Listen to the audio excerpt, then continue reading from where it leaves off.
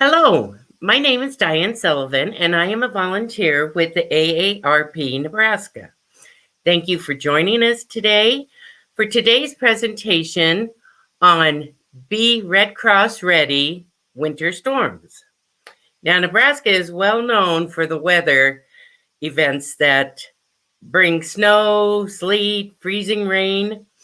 Today, our speaker from the American Red Cross will be providing education on how we can prepare for, respond to, and recover from a winter blizzard.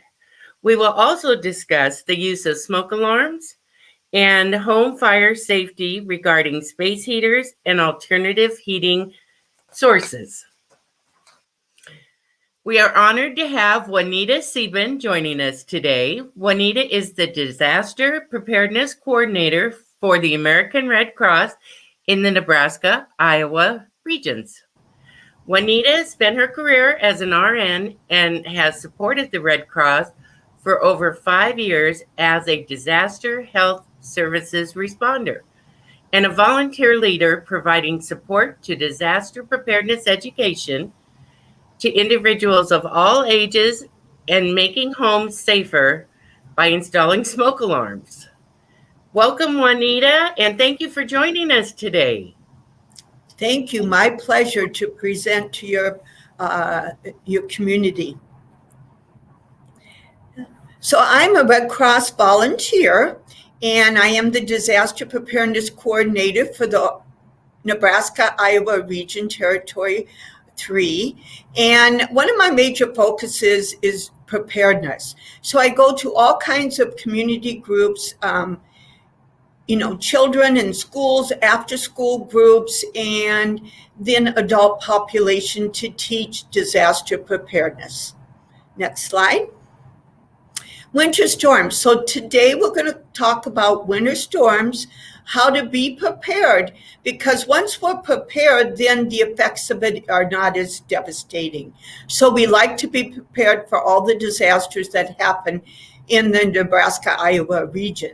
So winter storms, they can impact any state. And as we've noticed in the last few years, our weather has changed. The South is being impacted by winter storms, ice, and sleet and snow. And sometimes, the adverse effects of the winter storms are even worse in the South because they aren't as prepared. We have the snow, sleet, freezing rain, ice, and blizzards that we're going to talk about today. Dangerous driving conditions is just one aspect of winter storms that we need to know how to prepare for it. And then the risk of cold and freezing rain. Next slide. Winter storm alerts. So the National Weather Service puts out alerts for us, whether it's tornadoes or even winter storms. So for an advisory, we have winter weather that is expected in our area. So it's not, definite that we're planning for it, and we need to be prepared for it. And more than anything, it's an inconvenience. So it could be, icy rain, it could be a little snow, it could be the wind factor, but we want to be aware. So always we should have our radios on and the TV stations that help to prepare us for winter storms. And we want to exercise caution. So, and you need to go on the way of caution because we want to prevent people from being frozen, from falling, and having heart attacks from our winter weather. So mainly, we need to monitor our updates. Now with the watch, when a watch comes and is issued by the National Weather Service, that means we could have winter weather in the next 36 to 48 hours, but it's not a definite when and where yet.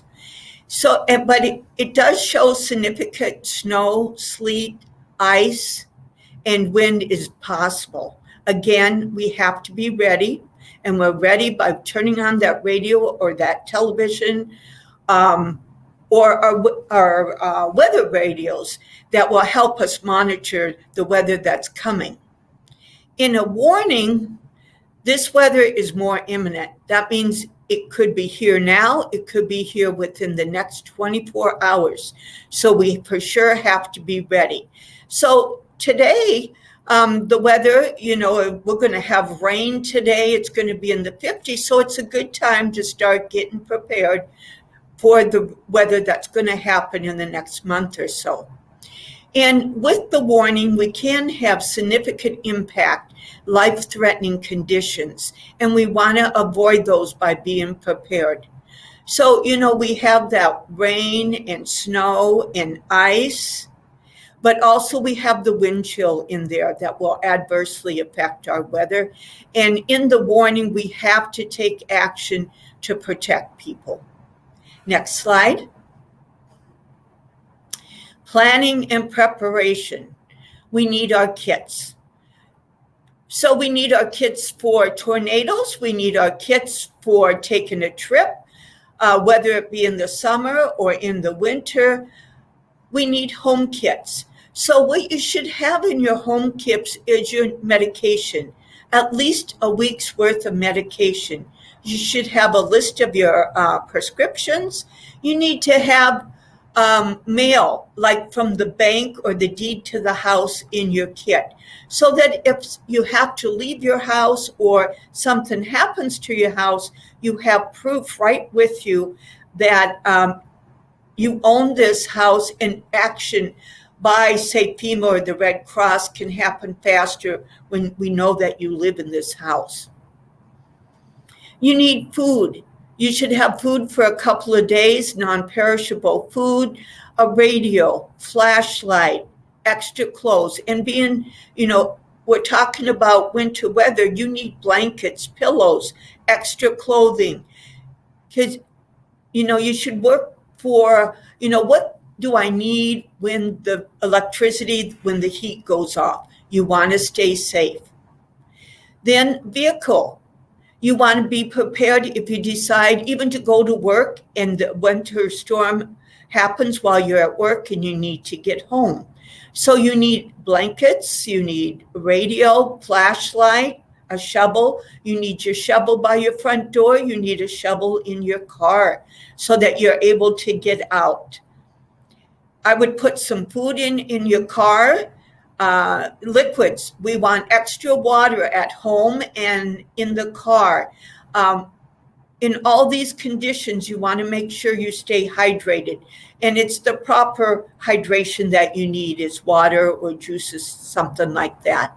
You need to think about your pets. You need food and water, warmth for your pets, in your kits, and, in the car to make sure that you have means to keep them warm.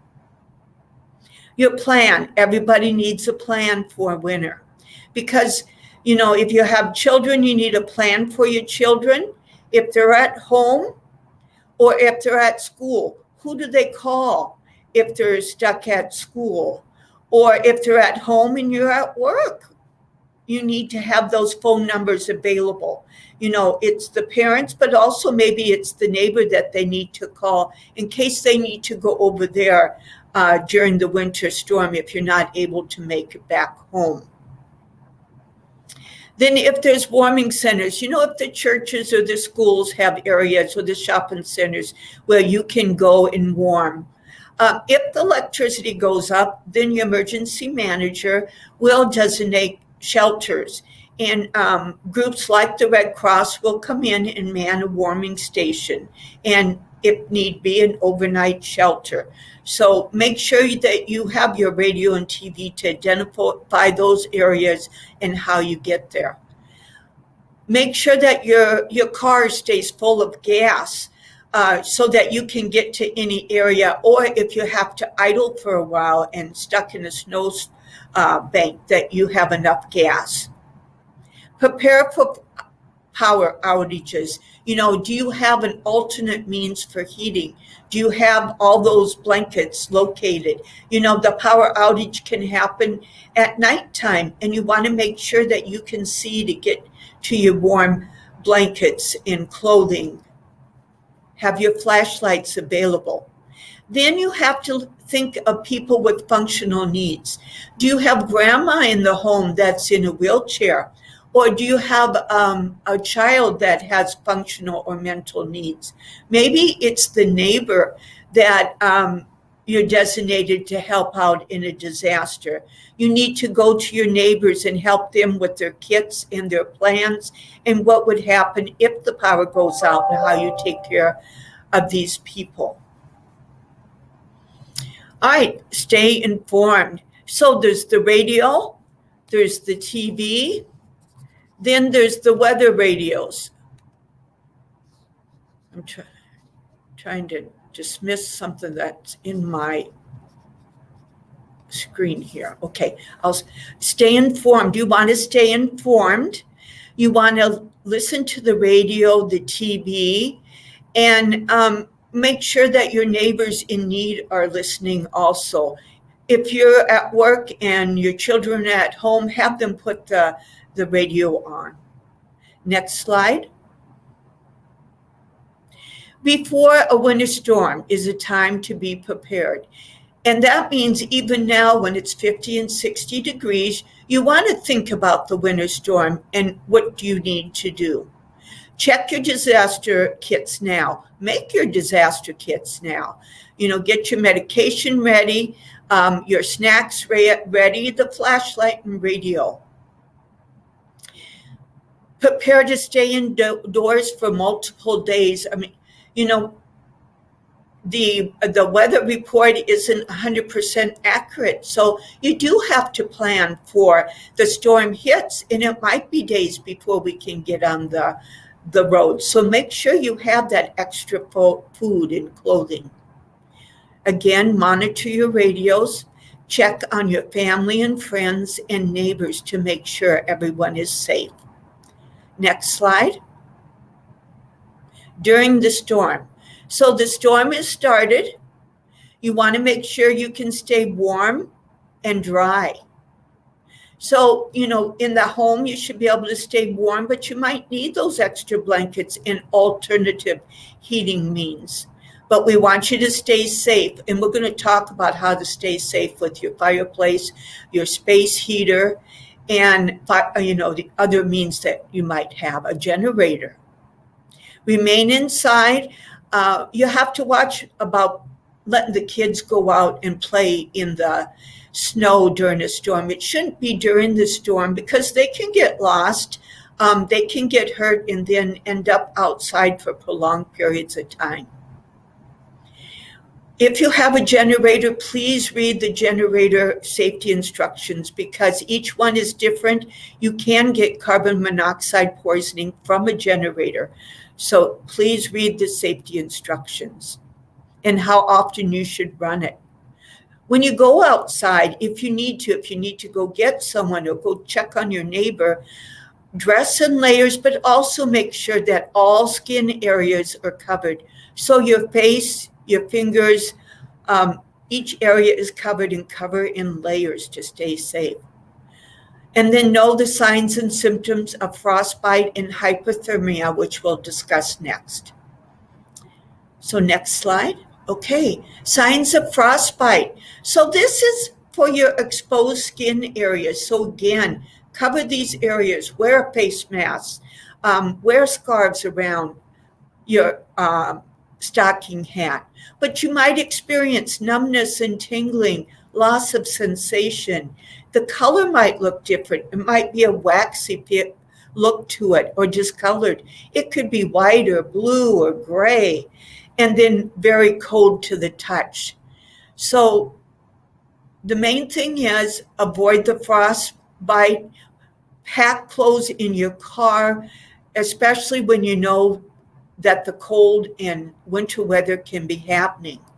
Know the wind chill because that adds coldness to the air and to your skin, how your skin feels. is that wind chill factor. Drink warm fluids, so water, coffee, tea, but avoid the caffeine and the alcohol. Stay active.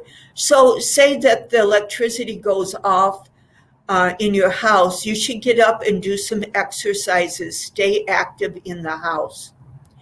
Limit time outside and only go out there when absolutely necessary, and then be conscious of the time your animals are being spent outside, even to go to the bathroom.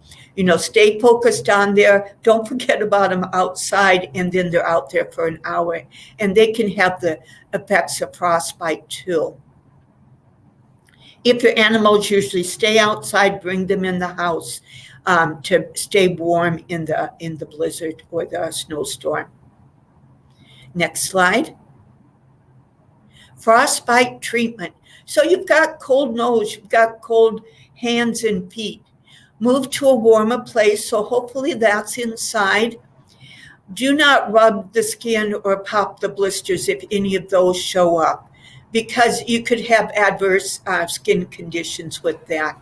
Remove any wet clothing. So, in the movies, even in the Indian and in the pioneer days, you'll see them taking off the wet clothing and just wrapping them in blankets. You've got to get that wet clothing off. Soak in warm water around 100 degrees, and then seek medical attention if necessary, if the color of redness doesn't come back, if they don't get their sensation back, and they continue with that numbness and tingling. Next slide. Signs of hypothermia. So this is the whole body is cold and having adverse effects. If somebody's in the cold and they're disoriented, they have trouble speaking. They get very, very sleepy, shivering, have confusion, or stiff muscles. So this is when the whole body is affected by being cold. Next slide. What to do about hypothermia. So you're at home. You may not be able to get to the hospital or emergency room. Call 911 if they're shown these signs of hypothermia. Move the person to a warmer place. Remove that cold, wet clothing and apply warm blankets. Do not put a person with hypothermia in a bath or a shower, because the body may work adversely. They might get too warm and then have adverse effects from the shower. Next slide. Okay, staying safe in your vehicle. So you're driving home from work and the road's too slippery. You end up in a snowbank and you can't get home. Stay in the vehicle. Part of your plan and your kit, you should have a big sign that says you need help or you're in trouble. Call for help. So on your phone, call for help. Make sure your phone stays charged during winter weather, because you don't know when the electricity will go out. You can get batteries for your phone to plug in. That'll give you 4 or 8 hours of power. Run your engine for only short periods of time. So the guideline is 10 minutes out of every hour. And, this is for the carbon monoxide inside and fumes, but also it will prolong your heat. So you warm up the car for the 10 minutes, you turn it off for an hour, and there's heat in the car, and then the battery will last longer that way. Move around in the car. Do finger exercises, arm and leg exercises. Do as much activity as you can. Huddle with others for warmth, and be sure to have those extra blankets or means for warmth in the car. You can get hand warmers, feet warmers. You can put that in your kit. And sleep for only short periods of time. If there's more than one person in the car, you should alternate sleeping. Sleep 10, 15 minutes, wake that person up, and By waking up, you get warmer. They can do exercises and stay warmer, and then somebody else can go to sleep for 15 minutes. Next slide. After a winter storm, so the storm's over, have your list. Everybody should have their list of who they would call to let them know that you are safe, but also to check on your family, friends, and neighbors to make sure that they are safe. Use extra care with driving. So there's black ice. When the weather isn't as cold, or in the south if you're traveling and you don't even know there's ice there, but all of a sudden you can be skidding off that road. Food, when in doubt, throw it out. But if you keep your freezer and refrigerator closed during times of no electricity, the food will last longer and stay safe for sure hours, and then even up to a day or so. But check it. But if you question it, throw it out. Offer assistance with necessary.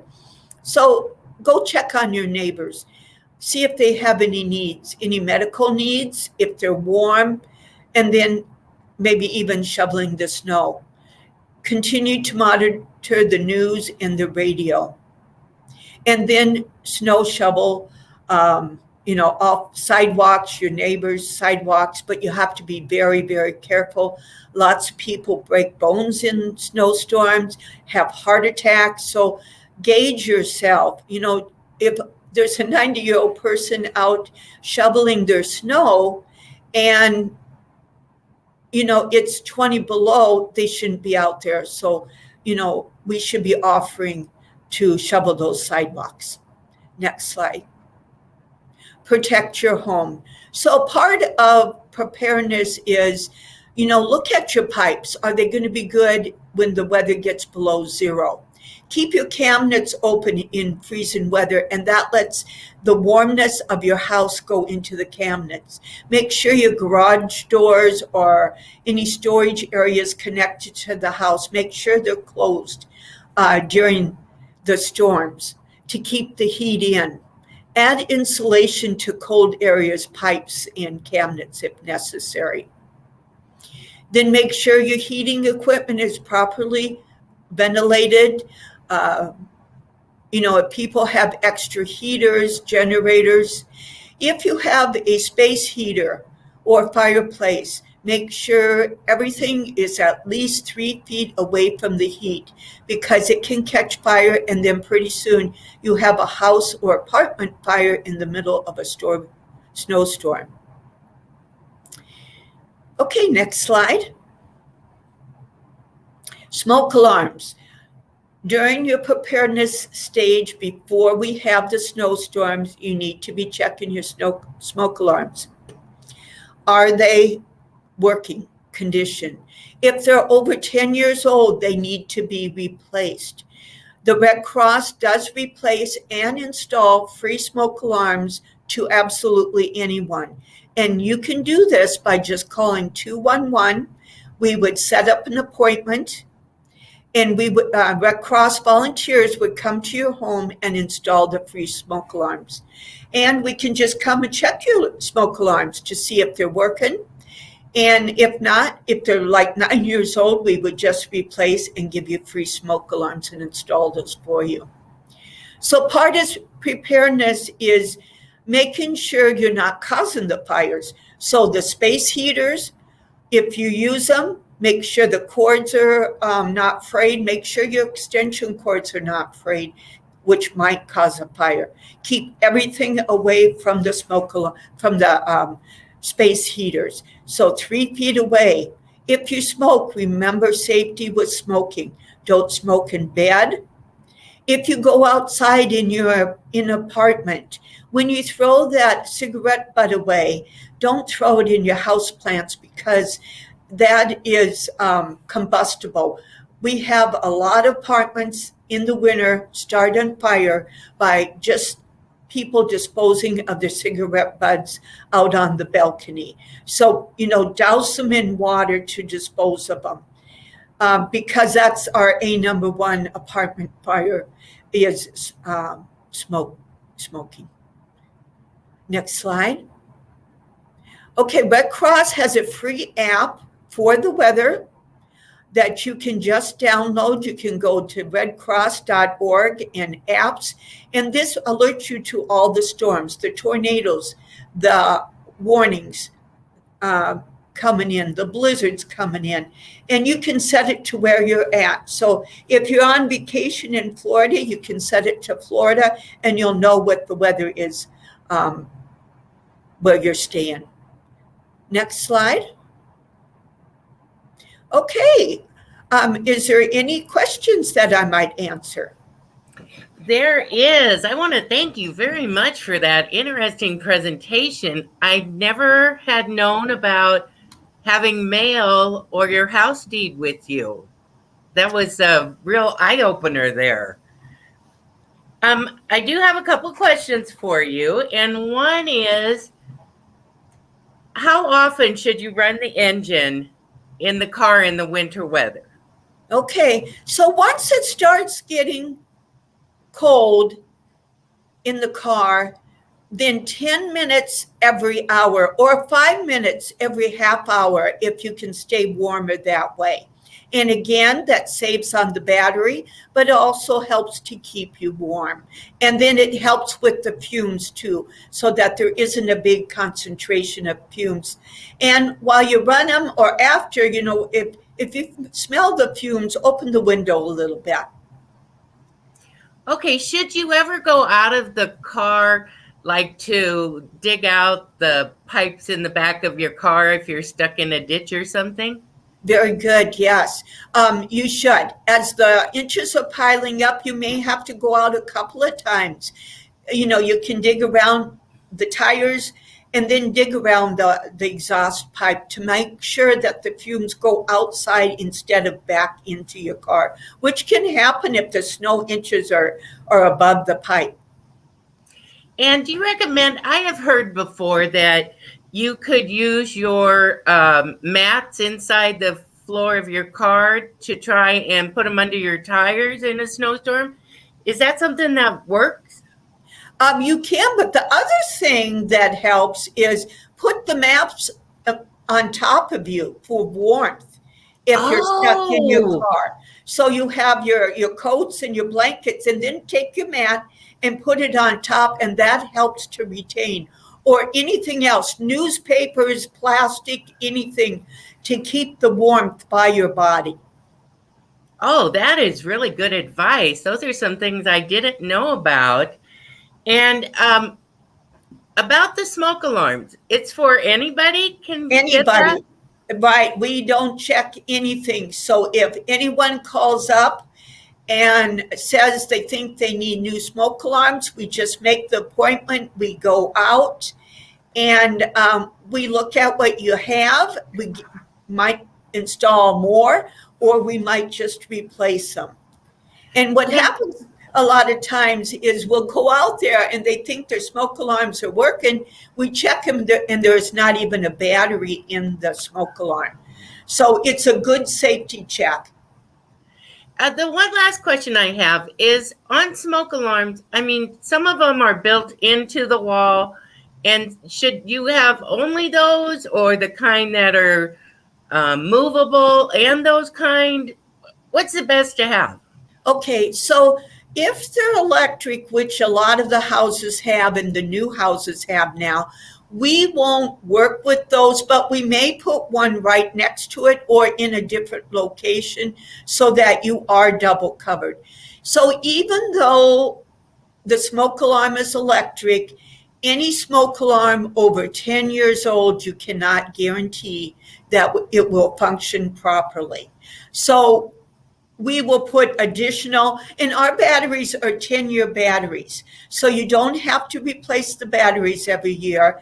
You would just throw that smoke alarm away in 10 years, and then we'll come and put a new one up for you. But we do want you to test all your smoke alarms every month. Oh, that's good advice.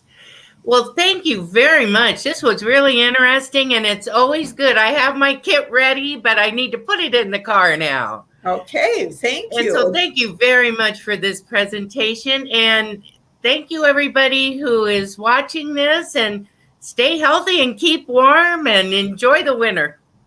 Thank you.